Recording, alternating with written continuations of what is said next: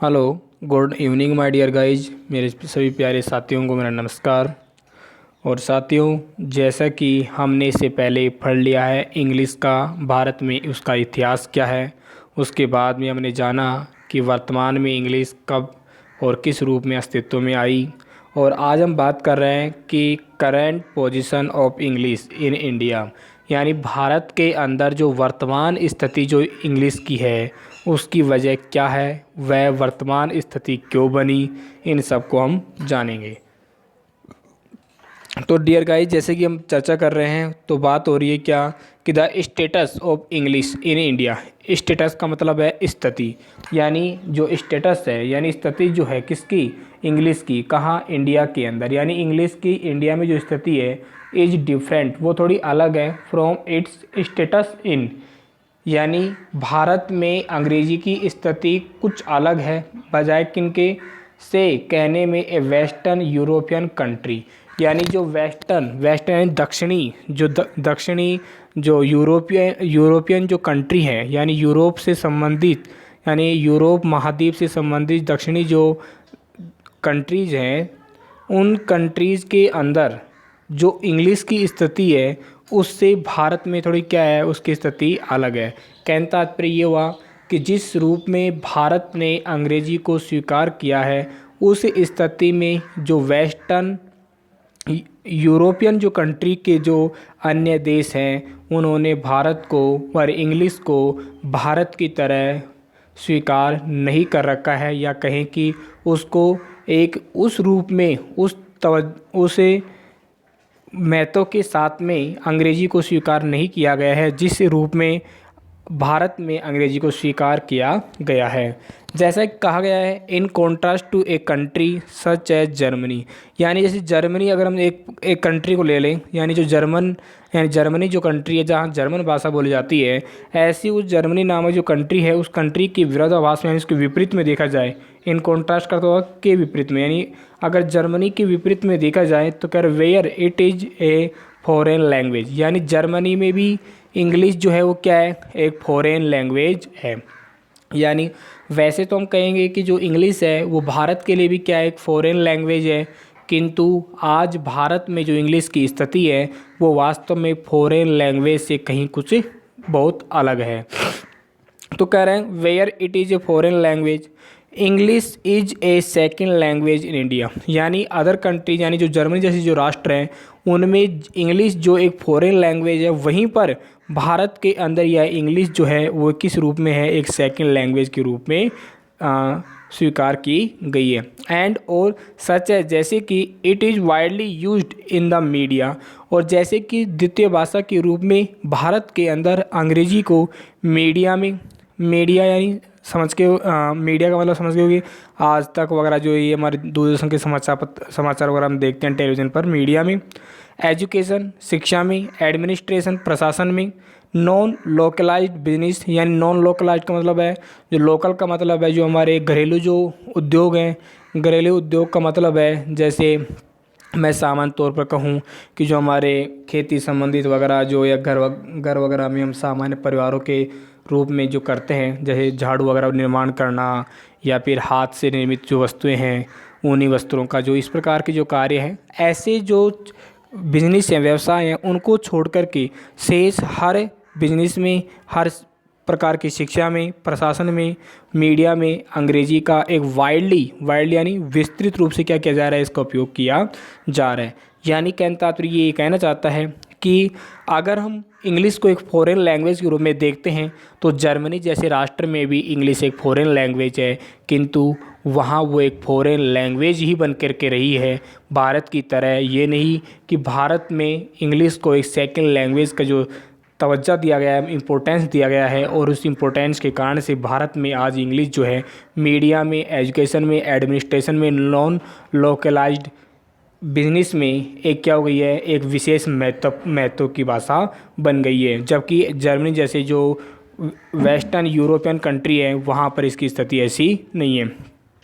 In the majority of cases, यानी अधिकांश जो मुद्दे हैं, विवाद हैं, spoken and written English is learn through formal education. यानी कहने का तात्पर्य कह रहा है कि in the majority of cases, यानी अधिकांश जो विषय हैं, अधिकांश जो मुद्दे हैं, उन अधिकांश स्थितियों के अंदर स्पोकन एंड रिटन इंग्लिश, यानी बोले जाने वाली और लिखी जाने वाली जो इंग्लिश है उसे इज लर्नड, उसे सीखा जाता है थ्रू फॉर्मल एजुकेशन, यानी एक औपचारिक शिक्षा के रूप में उस अंग्रेजी का बोलने व लिखने में क्या किया जाता है, अध्ययन किया जाता है। देखो औपचारिक और अनौपचारिक का मतलब होता है, औपचारिक का मतलब होता है यानी सख्त रूप से सीखा जाता है, जबकि अनौपचारिक का मतलब सीखे तो ठीक, नहीं सीखे तो भी ठीक। आगे कह रहा है even for those who learn and use English as their first language at home there is constant exposure to one or more regional language as well as the local variety of English। यानी बात देखो यार, समझने की बात यह है dear guys कि even for those who learn and use English, यानी यहाँ तक कि वो लोग जो या तो इंग्लिश को सीखते हैं या उसका उपयोग करते हैं किसके रूप में, as their first language at home. At home का मतलब होता है अपने वास्तविक जीवन के अंदर। यहाँ एट होम का अर्थ लेंगे घर का मतलब नहीं है, यहाँ एट होम का अर्थ है अपने क्षेत्र विशेष में, अपने वास्तविक जीवन विशेष में जो व्यक्ति इंग्लिश को एक फर्स्ट लैंग्वेज के रूप में उपयोग लेते हैं, क्या उन लोगों वो लोग करते हैं, देयर इज कॉन्स्टेंट निरंतर रूप से एक्सपोजर, उसका क्या हो रहा है, अनावरण हो रहा है, अनावरण का उसका विस्तार हो रहा है, उसका प्रकाशन हो रहा है, फैल रही है to one or more regional language as well as the local variety of English. यानी कहने का तात्पर्य मेरा ये हुआ कि जहाँ पर इंग्लिश को आज सीखने या बोले जाने के रूप में जो फर्स्ट भाषा के रूप में जो प्रयोग किया जा रहा है, वहाँ पर इंग्लिश को आज जो उनकी जो रीजनल लैंग्वेज है उन रीजनल लैंग्वेज के अंदर भी उसे स्वीकार किया जाने लगा है। कहने का तात्पर्य में ये हुआ कि आज आप देखते होंगे कि हम जब मारवाड़ी, ढूंढाड़ी और जैसी जो भी भाषाएं बोलते हैं, हरियाणवी, उन सभी भाषाओं में भी हम कहीं ना कहीं कोई ना कोई इंग्लिश का शब्द उसमें डाल देते हैं। तो ये एक प्रकार से क्या है, इंग्लिश का हमारी जो क्षेत्रीय भाषाएं हैं उन भाषाओं पर भी एक अप्रत्यक्ष रूप से या प्रत्यक्ष रूप से क्या है, उन पर उसका प्रभाव डालना है या उन पर प्रभाव बनना है। कह रहे कि वाइल, जबकि school text books are written in standard English. देखो अब कहा गया, यानी बात यहाँ कहीं ना ये इस बात पर जोर देना चाहता है कि देखो भारतीय लोगों में और वेस्टर्न यूरोपियन कंट्री है उनमें अंतर क्या है। जहाँ वेस्टर्न यूरोपियन कंट्री जो है इंग्लिश को केवल एक फॉरेन लैंग्वेज के रूप में एक्सेप्ट करते हैं। यहाँ फॉरेन लैंग्वेज का मतलब है, आपने देखा होगा कभी आपने फ्रांच, जर्मन, और जैसे मैं बात कहूँ आपने फ्रांस हुई, जर्मन हुई, इटली हुई, जैसे इस प्रकार जो चाइनीज हुई, ऐसी कोई भी भाषा आपको सेकंड लैंग्वेज या विद्यालय विशेष में पढ़ाई नहीं जाती है। यानी ये सभी भाषाएं फ्रांस जो लोग सीखते हैं, जर्मन जो सीखते हैं, ये सब लोग सिर्फ क्या करते हैं, एक व्यवसाय के रूप में, यानी सिर्फ अर्निंग करने के लिए क्या करते हैं, अलग से उनके कोर्स ज्वाइन करके उनको सीखते हैं। जबकि ऐसा नहीं है कि वो किसी विद्यालय विशेष में पर्टिकुलर सब्जेक्ट के रूप में क्या किए जा रहे हैं, पढ़ाए जा रहे हैं, या सेकेंड लैंग्वेज या थर्ड लैंग्वेज के रूप में पढ़ाए जा रहे हैं। तो माय डियर गाइस, ये बात यहाँ पर ये होती है कि वाइल स्कूल टेक्स्ट बुक्स, यानी इस विद्यालय की जो किताबें हैं, are written in standard English, यानी आज आप देखते हो कि 8th क्लास तक की जो किताबें हैं उन किताबों की इंग्लिश को आप एक सामान्य लर्नर जो होता है वह भी क्या कर सकता है, उनका अध्ययन कर सकता है। किंतु 9th से लेकर के आगे पोस्ट ग्रेजुएशन तक की जो लैंग्वेज है इंग्लिश की, वह लैंग्वेज थोड़ी टफ होती है। और यानी कहने तात्पर्य टफ से तात्पर्य ये है कि हर एक सामान्य व्यक्ति उस इंग्लिश जैसी भाषा का अध्ययन करके उसका आनंद नहीं उठा सकता। यानी वो एक स्टैंडर्ड लैंग्वेज में लिखी होती हैं। Students are expose to many varieties of Indian English outside the classroom. और इसी के चलते क्या होता है कि क्लास में तो अध्यापक जब पढ़ाता है तो विद्यार्थियों को एक ही समकक्ष यानी एक ही रूप में क्या करना होता है, उनका अध्ययन करना होता है। किंतु कक्षा के बाहर अलग अलग विद्यार्थी क्या करते हैं, उससे भाषा का स्वरूप अलग अलग रूप से बदल देते हैं। यानी कुछ अपनी बौद्धिक क्षमता के अनुसार बदल देते हैं, कुछ अपने वातावरण के अनुसार बदल देते हैं। यानी किसी में टैलेंट कम है, किसी का वातावरण इंग्लिश के अनुसार नहीं है, तो वो अपने आवश्यकता के अनुसार या कहें कि अपने जीवन में जिस प्रकार की परिस्थितियाँ हैं उनके अनुसार वो करते हैं, भाषा का प्रयोग करते हैं। यानी बात हो रही है यहाँ पर कहीं ना कहीं इंग्लिश भाषा पर जोर देने की कि भारत में इंग्लिश भाषा को कितना तवज्जो दिया जाता है। Given this and the fact given this and the fact that spoken language instruction will always be greatly influenced by the regional flavor or variety used by the teacher, exposure to standard English may be limited to its grammar। देखो dear guys, यहाँ पर ये कह रहे हैं given this and the fact that spoken language, यानी जो spoken language यानी जो बोली जाने वाली जो भाषा है उसकी जो इंस्ट्रक्शन है, निर्देश जो है, will always be greatly influenced, यानी वो हमेशा ही क्या होंगे, विशेष रूप से प्रभावित होंगे बाय द रीजनल फ्लेवर, या रीजनल यानी क्षेत्रीय जो फ्लेवर का मतलब वैसे होता है गंध सुगंध, किंतु यहाँ बात करेंगे रीजनल फ्लेवर यानी जो क्षेत्रीय जो प्रभाव है उससे वो प्रभावित होंगी ही, और वैरायटी या विविधता से प्रभावित होंगी, यूज्ड बाय द टीचर। यानी आप देखते हैं, मैं छोटा सा उदाहरण आपको देता हूँ। आपने कई बार देखा होगा हमारे इस करियर में कि बहुत से टीचर जो हैं इसको क्या बोलते हैं, ये बोलते हैं, और वो बड़े गर्व से बोलते हैं, ठीक है, जबकि ये वास्तव में बोलना क्या चाहिए, ये बोलना चाहिए। यानी ये से तो मैं कहना चाहूँगा कि बहुत से हमारे जो टीचर होते हैं क्षेत्रीय प्रभाव के कारण से जो विविधता आती है भाषा में वो कैसे आती है, मोस्ट ऑफ टीचर क्या बोलेंगे इसको वाज, जबकि वास्तव में क्या बोलता है वोज। जैसे मैं बात करूं आपको, जैसे हम एक शब्द की बात कर लेते हैं, शब्द आपके पास में है, आप इसको बोलेंगे क्या लूज, जबकि वास्तव में ये क्या होता है लॉस, क्या होता है लॉस, और जबकि लूज होता है जिसे हम लॉस बोलते हैं, ठीक है। यानी मैं कहने तात्पर्य ये है कि हम क्षेत्रीय प्रभाव को कभी भी भाषा स्पोकन भाषा में स्पोकन लैंग्वेज में कभी उसको क्या नहीं कर सकते, दूर नहीं कर सकते। यानी वो टीचर के अध्यापन के दौरान जो हमारे पर प्रभाव छोड़ा गया है वो प्रभाव हमें अंत काल तक नज़र आएगा। तो कह रहे कि हाँ स्टैंडर्ड इंग्लिश में be limited to its grammar.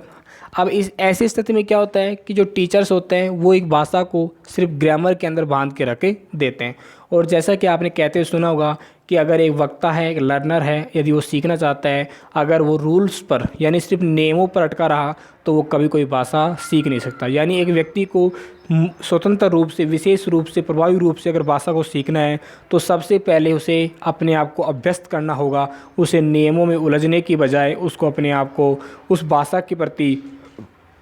अपनी हिम्मत जगानी होगी। आगे की बात करते हैं dear guys.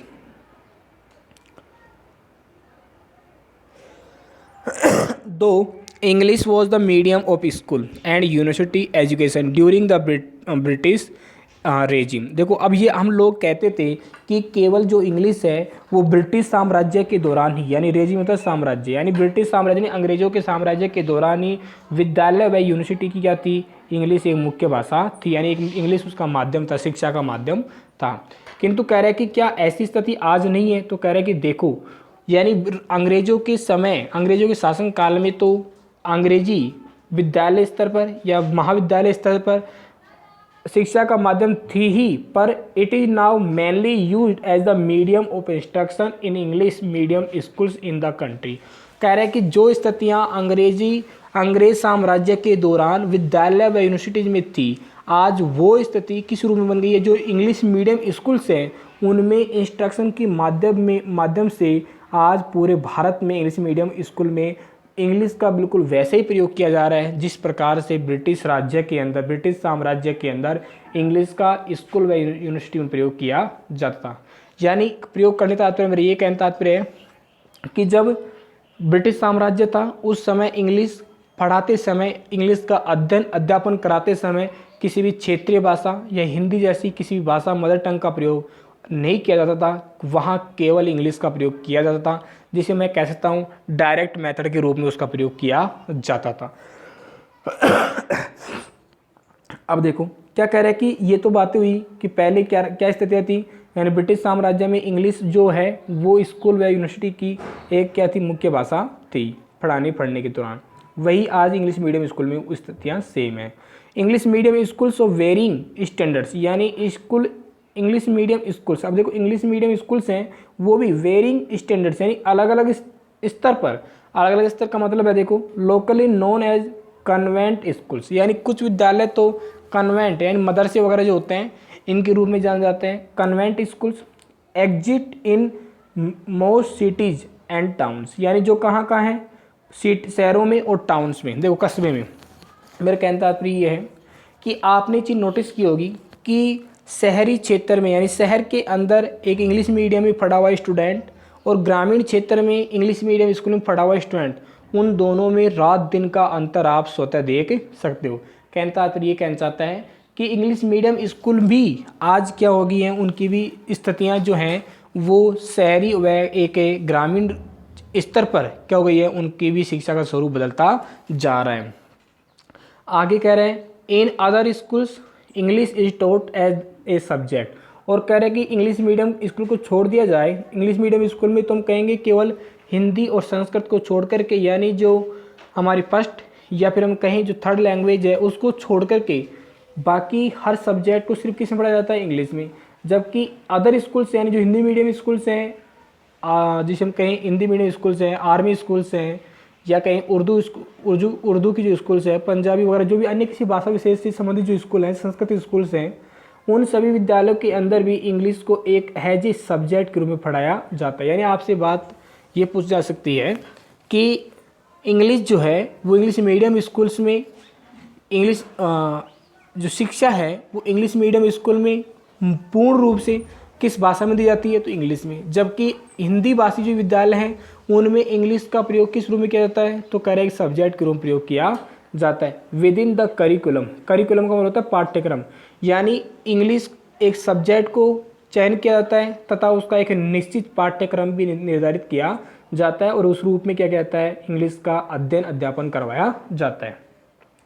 At the university level यानी महाविद्यालय के स्तर पर the English of the usages of English becomes more intense. आज आप देखते हैं, आपने नोटिस किया होगा कि आप जिस भी महाविद्यालय में आज पढ़ रहे हैं, BSTC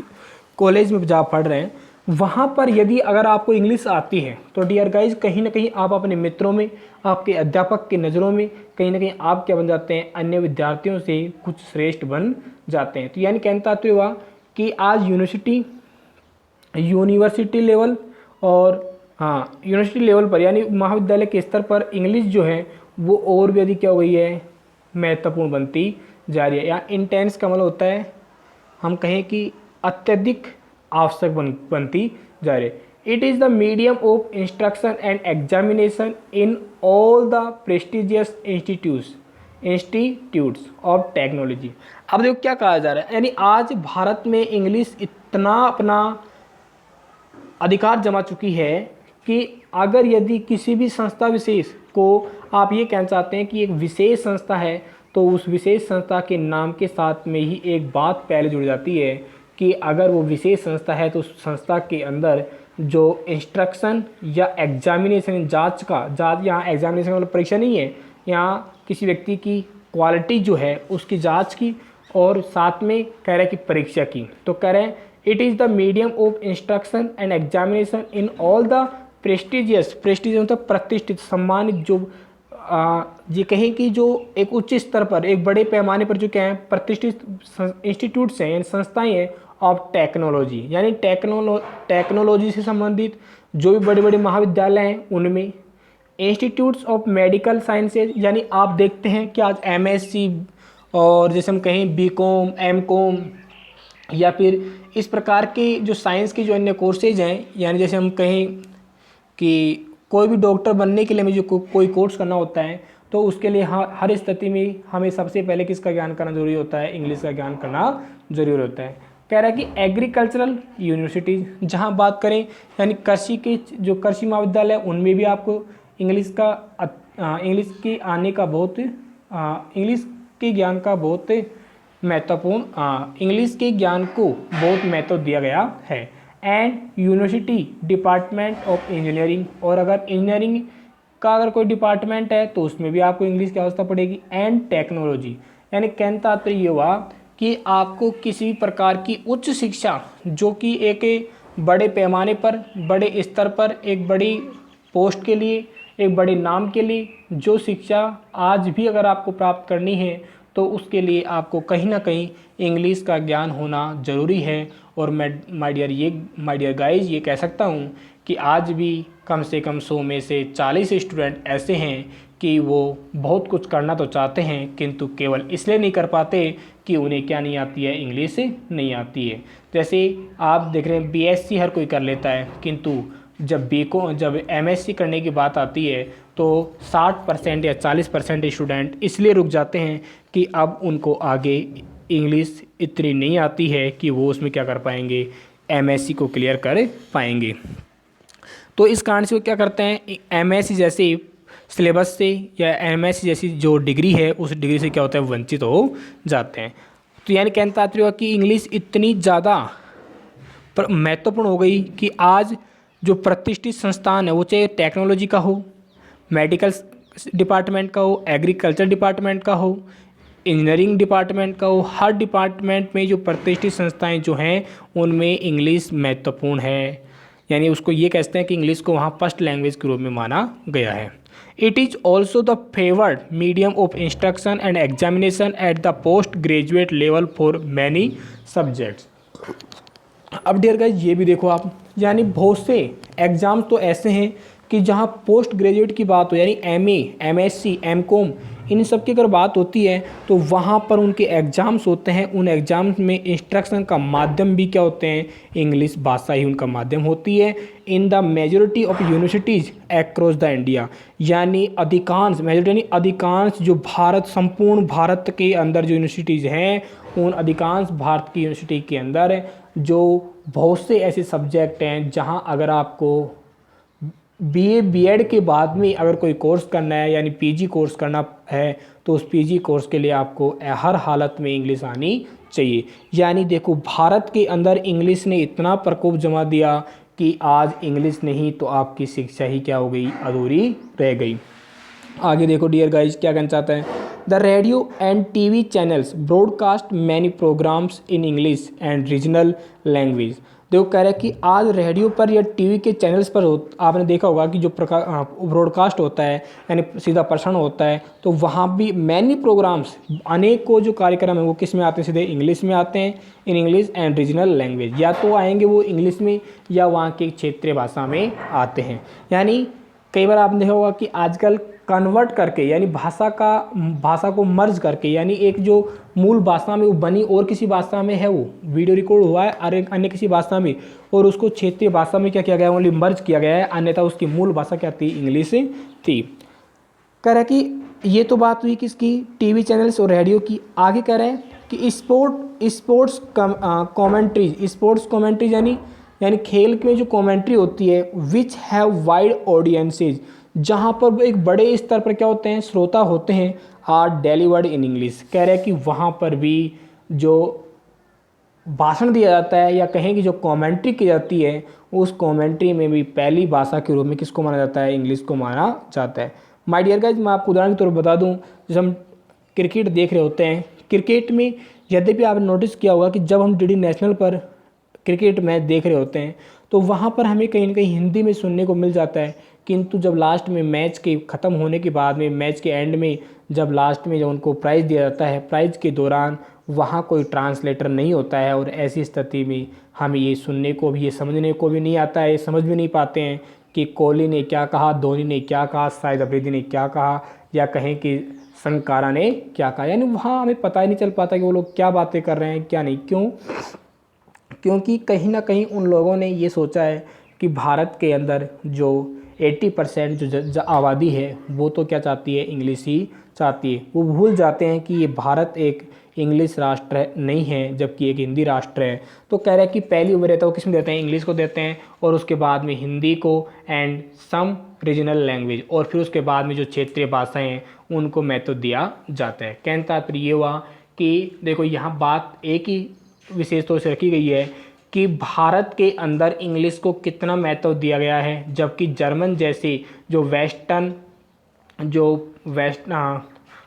जो कंट्रीज हैं यानी वेस्टर्न यूरोपियन जो कंट्रीज हैं उन कंट्रियों का उदाहरण लेते हुए उदाहरण दिया गया कि जर्मन जैसे मान लो कि कोई राष्ट्र है, उस जर्मन नामक राष्ट्र के अंदर जर्मन भाषा का विशेष महत्व रखा गया है, जबकि इंग्लिश को एक फॉरेन लैंग्वेज, यानी फॉरेन लैंग्वेज का मतलब मैं ये कह सकता हूँ कि आप कहेंगे सर ये जो इंग्लिश है वो भी हमारे लिए फॉरेन लैंग्वेज ही तो है। तो करें नहीं डियर गाइज, ये आपके लिए सेकंड लैंग्वेज है। फॉरेन लैंग्वेज आप फ्रांस को कह सकते हैं, आप फॉरेन लैंग्वेज चाइनीज़ को कह सकते हैं, जर्मन को कह सकते हैं, ठीक है। ये सब आपके लिए क्या हो सकती हैं, फॉरेन लैंग्वेज हो सकती हैं। यद्यपि इंग्लिश कहने में फॉरेन लैंग्वेज है, किंतु उसे आपको न चाहते हुए भी पढ़ना पड़ता है। इस कारण से वो होने पर भी फॉरेन लैंग्वेज नहीं है, वो आपको एक सेकंड भाषा के रूप में पढ़नी ही पड़ती है। आगे कहा गया है English is main language used in computing and Indian software engineers. यानी कह रहे हैं कि आज अगर कंप्यूटर में आप देखें, यानी आपने देखा होगा, इसे नोटिस किया होगी माय डियर गाइज, कि अगर यदि आपको कंप्यूटर चलाना सीखना है या सॉफ्टवेयर इंजीनियर बनना है, तो कह रहा है कि ऐसी स्थिति के लिए आपको हर हालत में क्या आना चाहिए, इंग्लिश आनी चाहिए। अगर कंप्यूटर आपको ऑपरेट करना है तो इंग्लिश नहीं आती है तो आप कभी भी कंप्यूटर नहीं चला सकते, सॉफ्टवेयर इंजीनियर नहीं बन सकते। Are quite proficient in English, यानी सॉफ्टवेयर इंजीनियर और कंप्यूटर के नॉलेज को पाने के लिए आपको प्रोफिशिएंट यानी कुशल, यानी एक प्रवीण, एक अच्छी क्या होनी चाहिए, इंग्लिश पर कमांड होनी चाहिए। इंटरनेशनल सॉफ्टवेयर कंपनीज, यानी जो अंतर्राष्ट्रीय जो सॉफ्टवेयर की जो कंपनीज हैं, see this as a positive feature, यानी वो इंग्लिश का मतलब है कि जिस व्यक्ति विशेष को इंग्लिश का ज्ञान है, उस व्यक्ति विशेष को या कहें कि इंग्लिश के ज्ञान को वो किस रूप में देखते हैं, एक पॉजिटिव फीचर। यहाँ फीचर का मतलब है विशेषता, यानी एक सकारात्मक, एक प्लस पॉइंट के रूप में देखते हैं। वैन रिक्रूटिंग होता है भर्ती करने मतलब है नौकरी देना, यानी काम पर रखने के दौरान सबसे पहले वो जब इंटरव्यू लेते हैं, आपका नॉलेज टेस्ट करते हैं, तो सबसे पहले उनका टारगेट होता है कि आपका इंग्लिश का नॉलेज कैसा है। यानी कहने का तात्पर्य ये हुआ कि सॉफ्टवेयर इंजीनियर्स को या कंप्यूटिंग के क्षेत्र में काम करवाने के लिए वो ये नहीं देखते हैं कि आपको कंप्यूटर कितना आता है, आपको सॉफ्टवेयर इंजीनियरिंग का काम कितना आता है, जबकि वो ये देखना पहले पसंद करते हैं कि आपको इंग्लिश कितनी आती है। तो क्या रिक्रूटिंग इंडियन सॉफ्टवेयर इंजीनियर्स, यानी इंडियन सॉफ्टवेयर इंजीनियर्स के लिए सबसे पहले महत्वपूर्ण रखा जाता है, जब उनको भर्ती की बात, रिक्रूट करने की बात आती है, उनकी भर्ती करने की बात आती है, तो उनके लिए सबसे पहले महत्वपूर्ण स्थान दिया जाता है इंग्लिश का आना। And setting up offices in India, और कह रहा है कि अगर किसी भारत के किसी विशेष कार्यालय में, आपने देखा होगा कि आज हिंदी भाषी व्यक्ति को 10,000 की तनख्वाह मिलेगी, तो वहीं पर अंग्रेजी भाषी व्यक्ति को कम से कम 15 या फिर मैं कहूँ कि 25 से 30,000 रुपये मिल जाएगी। यानी हिंदी राष्ट्र में हिंदी भाषा के व्यक्ति की कोई महत्वता नहीं है, और अंग्रेजी को जानने वाले व्यक्ति की तनख्वाह, उसकी वैल्यू वो तुरंत डबल हो जाती है। ऐसा हम समाज में भी देखते हैं, और ऐसा हमें कार्यालयों में, हमारे करियर में भी नज़र आता है। इनफैक्ट वास्तव में India is now scene,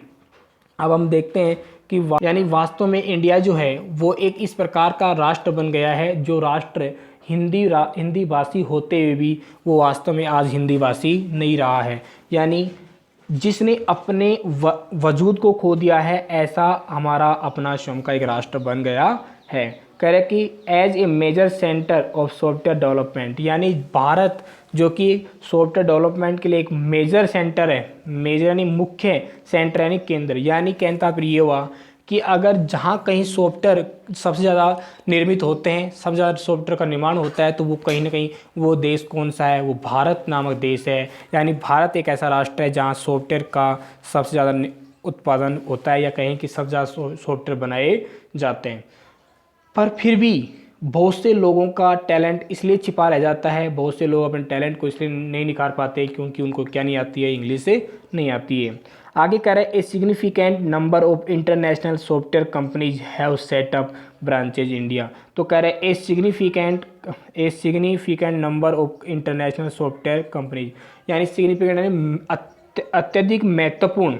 a significant number यानी बहुत, यहाँ सिग्निफिकेंट का देखो बहुत ज़्यादा नंबर यानी संख्या, यानी बहुत बड़ी संख्या के अंदर ऑफ इंटरनेशनल सॉफ्टवेयर कंपनीज, यानी अंतर्राष्ट्रीय सॉफ्टवेयर की जो क्या कंपनीज है, have setup branches in India. यानी वो क्या करते, उन्होंने क्या किया, भारत में अपनी शाखाएं स्थापित की हैं, और आज वो लोग जो हैं, यानी भारत में उन्होंने अपनी शाखाएं तो स्थापित कर ली, किंतु अब उनको वहाँ वर्कर्स के रूप में, इंजीनियर के रूप में, कंप्यूटर का काम करने के रूप में अगर वर्कर्स चाहिए, काम करने वाले चाहिए, तो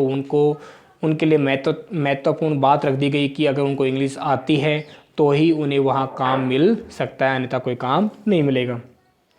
तो डियर गाइज मैं ये कहना चाहूँगा कहीं ना कहीं यहाँ इस बात पर जोर दिया गया है कि भारत जैसे हिंदी राष्ट्र वाले राष्ट्र में भी इंग्लिश को एक फॉरेन लैंग्वेज मात्र ना रख करके उसे एक सेकंड लैंग्वेज का स्थान दे दिया गया। और उसकी स्थितियाँ ये रही कि आज भारत का जो युवा है, भारत का जो शिक्षित वर्ग है, वो अपनी स्वयं की मातृभाषा जो है, मदर टंग जो है, उसे भूल करके उस फॉरेन लैंग्वेज को सीखने पर विशेष ध्यान दे रहा है, क्योंकि उसे क्या चाहिए, रोज़गार चाहिए। अब हम डियर गाइज हम बात कर लेते हैं आपके टास्क की कि टास्क में हमें आज क्या सीखने में मिलना है, क्या बात हमने पढ़ी है। करें look at the following newspaper headline and discuss in groups. तो कह रहे हैं कि एक अखबार है आपके पास, समाचार पत्र है, उसमें कोई हेडलाइंस आई, कोई न्यूज़ आई है, उसको आप पढ़िए। तो कह रहे English speaking courses A hit with the message, यानी इंग्लिश स्पीकिंग कोर्स जो है वो एक बड़े समुदाय को क्या करता है, टारगेट बनाता है। ट्रेनिंग इंस्टीट्यूट्स सी ह्यूज अपॉर्चुनिटीज़। और कह रहे हैं इंग्लिश स्पीकिंग जो कोर्स हैं उनके ट्रेनिंग जो इंस्टीट्यूट हैं, यानी प्रशिक्षण देने की जो संस्थाएं हैं, सी ह्यूज अपॉर्चुनिटीज़, वहाँ क्या होते हैं, रोज़गार के बड़े बड़े अवसर, बहुत विशाल बड़ी मात्रा में अवसर होते हैं। कहने का तात्पर्य हुआ कि आज आप देखते हैं कि हर तीसरा या हर दूसरा व्यक्ति क्या सीखना चाहता है, अंग्रेजी भाषा को सीखना चाहता है। तो कह रहे हैं कि अगर अंग्रेजी सीखने वाला है तो यानी अंग्रेजी सिखाने वालों को काम भी है। What is the headline talking about. तो कह रहा है कि ये जो हेडलाइन है वो किसके बारे में बात कर रही है। तो यानी हम कह सकते हैं कि हेडलाइन ये कहना चाहती है कि कहीं ना कहीं आपको अगर इंग्लिश आती है तो आपको किसी प्रकार के रोज़गार के लिए यहाँ वहाँ भटकने की आवश्यकता नहीं है। फिर कह रहे हैं what benefits does learning English have. और कह रहे हैं इंग्लिश सीखने के क्या फ़ायदे हैं, इस बारे में भी आप बताएं। तो यानी अभी आपने देखा कि अगर आपको इंग्लिश आती है तो आप पीजी में अनेक प्रकार के कोर्स कर सकते हैं, या कहें कि इंजीनियरिंग जैसे साइंस के मेडिकल सेक्टर में, टेक्नोलॉजी सेक्टर में आप जा सकते हैं। यदि इंग्लिश नहीं आती है तो आप ये नहीं कर सकते। इसका मतलब इंग्लिश आने का मतलब है कि आप जॉबलेस नहीं रहेंगे, यानी अनएम्प्लॉयड नहीं रहेंगे, आपको कोई ना कोई जॉब मिल जाएगा। यानी सबसे बड़ा नुकसान और सबसे बड़ा फ़ायदा यही है कि इंग्लिश आती है तो आप बेरोज़गार नहीं रहेंगे। जबकि हम किस भाषा के व्यक्ति विशेष हैं, तो हम हिंदी भाषी राष्ट्र के व्यक्ति विशेष हैं। What is the position of English in Rajasthan. तो कह रहे हैं कि अब आपको बताना है कि भारत में तो इंग्लिश की स्थिति हम देख ली कि पूरे संपूर्ण भारत में तो अच्छे स्तर की चाहे संस्थाएं हो, चाहे शिक्षा हो, उसको पाने के लिए, अच्छी जॉब को पाने के लिए आपको हर हालत में इंग्लिश सीखनी पड़ेगी। ये तो बात हमने संपूर्ण भारत के परिप्रेक्ष्य में देख ली है, पर हम बात कर रहे हैं राजस्थान के परिप्रेक्ष्य में। तो करें do a survey and find out details about the following. तो कह रहे हैं कि आप ये पता लगाएं कि राजस्थान के अंदर, यानी भारत की बजाय आप राजस्थान पर गौर करें और राजस्थान में देखें कि राजस्थान में कितने, तो नंबर ऑफ इंग्लिश न्यूज़पेपर्स आप बताने की कोशिश करें या पता लगाएं आसपास जान करके कि राजस्थान में ऐसे कितने न्यूज़पेपर्स हैं जो किस में आते हैं, इंग्लिश में आते हैं। English radio and TV channels, और ऐसे कितने रेडियो और टीवी चैनल्स हैं जिनका प्रकाशन किस में होता है, केवल इंग्लिश में होता है। इन द स्टेट एंड राज्य के अंदर, किस राज्य में, राजस्थान राज्य में। Use of English in official communication. और आप ये बताएं कि कार्यालयी परिचर्चा के रूप में, यानी वार्तालाप के रूप में इंग्लिश का कितना प्रयोग किया जाता है। क्या वास्तव में राजस्थान में राजस्थानी भाषा का प्रयोग किया जाता है, या हिंदी का प्रयोग किया जाता है, या इंग्लिश का प्रयोग किया जाता है, या इंग्लिश का प्रयोग किया जाता है तो कितने स्तर पर, किस सीमा में किया जाता है, इस बात को आपको जानना है। आगे कह रहे हैं use of English on the streets, यानी कह रहे हैं कि आप ये भी नोटिस करें, जैसे हम देखते हैं कि हमारी दीवारों पर कहीं बाहर हम चलते हैं तो बैनर वगैरह लगे होते हैं। तो यहाँ कह रहा है कि बिल बोर्ड्स का मतलब ये मान लें सूचना पट मान लें के लिए। शॉप नेम्स, यानी दुकानों के नाम पर देख लें। पंपलेंट हमको देख लें। इन्विटेशंस, कोई आजकल के कार्ड जो है बड़े बड़े जो बिजनेसमैन के जो कार्ड होते हैं, बड़ी बड़ी शादियाँ होती हैं उनके कार्ड, और बैनर्स, ये सब भी माय डियर गाइज किस में होते हैं, आजकल इंग्लिश में होते हैं। तो यानी आपको सिर्फ इतना पता लगाना है कि क्या राजस्थान में भी अंग्रेजी भाषा उतना ही महत्व रखती है जितना कि भारत के स्तर पर रखती है। तो यानी हमने देखा कि आज हर व्यक्ति अगर वो उसने अपने संस्था का नाम इंग्लिश में लिखा रखा है तो अपने आप गौरवान्वित महसूस करता है। एक बैनर उसने बनाया इंग्लिश में बनवा लेता है तो गौरवान्वित महसूस करता है। यानी इंग्लिश अगर उसके लाइफ में कहीं ना कहीं है तो वो अपने आप को अन्य जो हिंदी भाषी लोग जो हैं, संस्कृत भाषी जो लोग हैं या संस्कृत के जानकार या अन्य किसी भाषा, इंग्लिश को छोड़ कर के अन्य किसी भाषा को जानने वाले जो लोग हैं वो उनसे अपने आप क्या मानता है, विशेष मानता है। तो आपको पता लगाना है कि राजस्थान में ये स्थिति कितनी भयानक है या किस स्तर तक है। Only you have all the details, present them in the class and discuss. तो कह रहे हैं कि अब आप क्या करें, आप अपने स्तर पर इस चीज़ का पता लगाएं और अपनी कक्षा में चर्चा करें कि राजस्थान में कितने अखबार हैं, कितने टीवी चैनल्स हैं, रेडियो चैनल्स हैं जिन पर इंग्लिश में ही सूचनाएं आती हैं, वो इंग्लिश में ही वो कार्य कर रहे हैं, कितने कार्यालय हैं जहाँ केवल इंग्लिश बोली जाती है, और कितने ऐसे billboards, shop names, pamphlets, invitations और बैनर्स हैं जहाँ केवल इंग्लिश का प्रयोग किया जाता है। तो डियर गाइज, मैं आशा करता हूँ कि आप इस बात को समझे होंगे। ये कहीं ना कहीं ये कहना चाहता है कि भारत एक ऐसा राष्ट्र है जो अपने वजूद को खोकर के दूसरों को स्वीकार करना चाहता है या कर रहा है। धन्यवाद साथियों, फिर मिलेंगे अगले टॉपिक के साथ।